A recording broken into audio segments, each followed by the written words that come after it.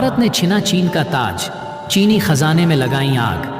क्या भारत की लगाई हुई आग को चीन झेल पाएगा? कुछ समय से भारत के ढंग कुछ और ही जगह इशारा कर रहे थे, लेकिन चीन कुछ समझ नहीं सका और बिना सोचे समझे जलती हुई आग में खुद गया। वो कहते हैं ना, नजर हटी दुर्घटना घटी। तो ठीक वैसे ही इस समय चीन की घटना घट चुकी है और भारत के सपने सुपर से डुपर होने जा रहे हैं। तो आइए जानते हैं कि भारत ने ऐसा क्या ही कर दिखाया है जो चीन को मजबूरन अपना ताज भारत को देना पड़ा। लेकिन वो जानने से पहले भारत के लिए इस वीडियो को एक लाइक करके चैनल को सब्सक्राइब करें। तो हम बात कर रहे हैं भारत के खजाने की। जी हाँ दोस्तों, भारत का जो खजाना है वो पूरी तरह से पागल हो चुका है, क्योंकि इस समय जो रफ्तार है, यानी एग्जाम्पल के लिए अब से 2 हफ्ते पहले भारत का खजाना एक सप्ताह में यानी कि 7 दिनों में करीबन $6 बिलियन बढ़ा था। उसके बाद जो पिछला हफ्ता गया उसमें भारत का खजाना करीबन $10 बिलियन बढ़ा था। आप मेरा यकीन नहीं मानेंगे कि इस हफ्ते तो कमाल हो चुका है। यानी रिजर्व बैंक ऑफ इंडिया ने अब से कुछ समय पहले रिपोर्ट जारी किया था, जिसमें बताया था कि भारत का खजाना लगातार चौथे हफ्ते करीबन $26.4 बिलियन का ज़बरदस्त उछाल ले चुका है। और इसी के साथ हमारे खजाने ने सारे के सारे रिकॉर्ड तोड़ डाले हैं, क्योंकि हमारा खजाना टोटल हो चुका है $62.4 बिलियन।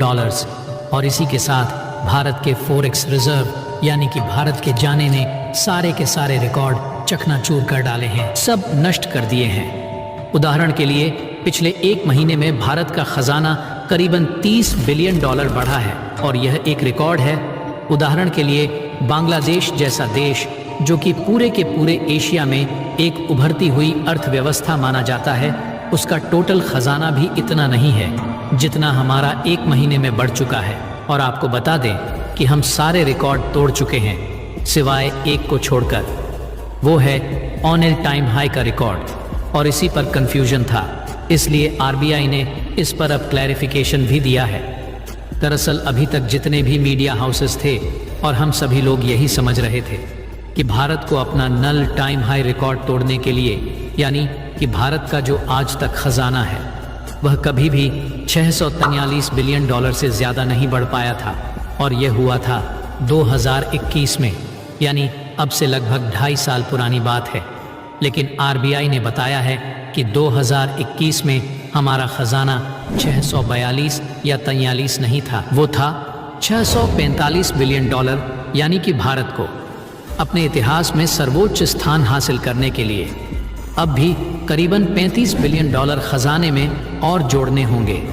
यानी कि हमारा खजाना $642 बिलियन से बढ़कर जब $645 बिलियन को पार करेगा, हम अपने इतिहास के सर्वोच्च खजाने के स्तर पर होंगे और यह हमारा ऑल टाइम हाई रिकॉर्ड होगा। इसी के साथ आपको यह भी बता दें कि भारत का खजाना पिछले 1 महीने में इतना बढ़ा क्यों है। तो देखिए, इसके पीछे सबसे बड़ा कारण बताया जा रहा है फॉरेन इन्वेस्टमेंट। भारत के अंदर जो विदेशी निवेश है वह बम्पर तरीके से बढ़ा है। खास करके जो बड़े फॉरेन इंस्टीट्यूशंस हैं जो इन्वेस्टमेंट करते हैं, उनका इन्वेस्टमेंट भारत में तेज़ी से बढ़ा है, कई बिलियन डॉलर में आ रहा है और आने वाले समय में यह और बढ़ने के आसार हैं। ऐसे में भारत का खजाना कुछ ही महीनों में 700 बिलियन के पार चला जाए तो आप बिल्कुल भी आश्चर्यचकित मत होना। वैसे आप सभी इस खबर पर क्या कहना चाहते हैं? आप अपनी राय हमें कमेंट बॉक्स में ज़रूर बताएं। तो चलो बढ़ते हैं हमारी दूसरी खबर की ओर। दरअसल दोस्तों, अब ये ऐसी खबर निकलकर सामने आई है जिसे देखने के बाद चीन के आम नागरिक यह कह रहे हैं कि काश हमने 2016 में डोकलाम और उसके 4 साल के बाद गलवान ना किया होता, क्योंकि हमने एक ऐसे सोए हुए शेर को जगा दिया है जो सोया रहता तो ही बेहतर था। और देखा जाए तो चीन के आम नागरिक सोशल मीडिया पर जो यह बात लिख रहे हैं यह 100% सच है, क्योंकि आप खुद देख लीजिए 2016 तक आपने कभी सुना था कि भारत ये कह रहा हो कहीं पर कि हम चीन को पछाड़ देंगे, चीन को हरा देंगे या फिर चीन कंपनियों को बैन कर देंगे? नहीं, कभी भी नहीं सुना था। उल्टा ये कहा जाता था कि हम चीन के साथ खून ऑपरेशन करेंगे और चीन के साथ मैन्युफैक्चरिंग करेंगे। चीन के साथ हर मामले में साथ मिलकर आगे बढ़ेंगे। लेकिन चीन के राष्ट्रपति शी जिनपिंग ने 2016 में डोकलाम और उसके बाद गलवान करवाकर भारत को यह बात करने पर मजबूर कर दिया कि चीन के साथ कंपटीशन करो, चीन को हर मामले में हराओ बा, हर जगह चीन को धूल चटावटिया। डॉलर का FDI यानी कि फॉरेन डायरेक्ट इन्वेस्टमेंट आने जा रहा है। जी हाँ, और इस बात की पूरी उम्मीद जताई जा रही है कि आने वाले 5 सालों में हर साल $100 बिलियन का FDI कम से कम भारत आया करेगा। जी हाँ, ये $100 बिलियन पर कम से कम है, इससे ज़्यादा ही होगा, इससे कम नहीं होने वाला। और इसीलिए कहा जा रहा है कि आने वाले 5 सालों के अंदर $100 मिलियन पर ईयर के हिसाब से करीबन $500 बिलियन का इन्वेस्टमेंट इंडिया में आएगा।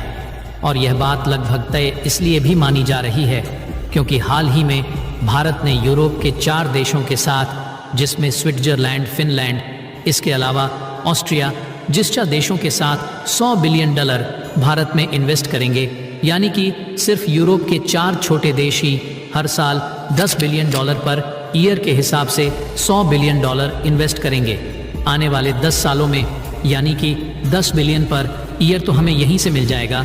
इसके अलावा US है, UK है, इसके अलावा यूरोप के करीबन 27 देश है जो यूरोपियन यूनियन के सदस्य हैं। इतना नहीं, रब के देश हैं जैसे कि सऊदी अरब, UAE, कतर, कुवैत, ये सभी देश मिलाकर देखें तो कई एस्टीमेट बताते हैं कि ये 100 बिलियन का आंकड़ा बहुत कंजर्वेटिव है। आंकड़ा इससे कहीं ज़्यादा ऊपर जाने की पूरी संभावना है। लेकिन अगर हम इस 100 बिलियन के आंकड़े को ही मानकर चले तो अब इस बात की संभावनाएं भी जागृत हो गई हैं कि आने वाले 4 सालों के अंदर ही भारत का जो खजाना है वह भी $1 ट्रिलियन के पार जा सकता है। क्योंकि इस वक्त भारत का टोटल विदेशी मुद्रा भंडार यानी कि जो टोटल खजाना है वह $645 बिलियन पर खड़ा है। यानी कि हमें सिर्फ $350 बिलियन और चाहिए $1 ट्रिलियन का मार्ग छूने के लिए। ऐसे में इस FDI की मदद से यह आंकड़ा हम मुश्किल से 3 से लेकर 4 सालों में छू सकते हैं। क्योंकि जो FDI होता है इसका मतलब ये है कि विदेश में बैठा कोई निवेशक भारत में पैसा लगाना चाहता है, भारतीय कंपनियों में, भारतीय स्टॉक मार्केट में।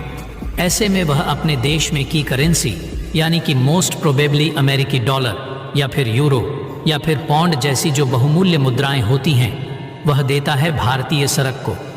भारतीय सरक उस विदेशी मुद्रा को अपने खजाने में डाल देती है, उसके बदले में उस विदेशी व्यक्ति को भारतीय रुपया दे देती है। उस भारतीय रुपए को लेकर वह व्यक्ति किसी भी भारतीय कंपनी को दे सकता है या फिर स्टॉक मार्केट में इन्वेस्ट कर सकता है। यानी कि देखा जाए तो FDI से सीधा फायदा मिलता है भारतीय खजाने को। लेकिन आपका सवाल होगा कि भारतीय खजाने को हम $1 ट्रिलियन तक ही क्यों लेकर जाना चाहते हैं? तो इसके पीछे कारण यह है कि जिस दिन भारतीय खजाना $1 ट्रिलियन हो जाएगा उस दिन वह दुनिया का दूसरा सबसे बड़ा खजाना होगा। जी हाँ, इस वक्त सबसे बड़ा विदेशी मुद्रा भंडार चीन के पास है, करीबन $3 ट्रिलियन का। हालांकि वह तेजी से घट रहा है, हर महीने वह करीबन 20 से लेकर $25 बिलियन गिर रहा है। तो दोस्तों, आज के लिए बस इतना ही। वैसे आप सभी को यह जानकारी कैसी लगी? अगर अच्छी लगी है तो इस वीडियो को लाइक करें और हमारे इस चैनल को सब्सक्राइब करें और बेल आइकन को ज़रूर से ऑन रखें ताकि हमारी हर आने वाली वीडियो की नोटिफिकेशन आपको समय पर मिलती रहे। तो चलो हम मिलते हैं ऐसी मज़ेदार और इंटरेस्टिंग वीडियो के साथ। तब तक के लिए बाय।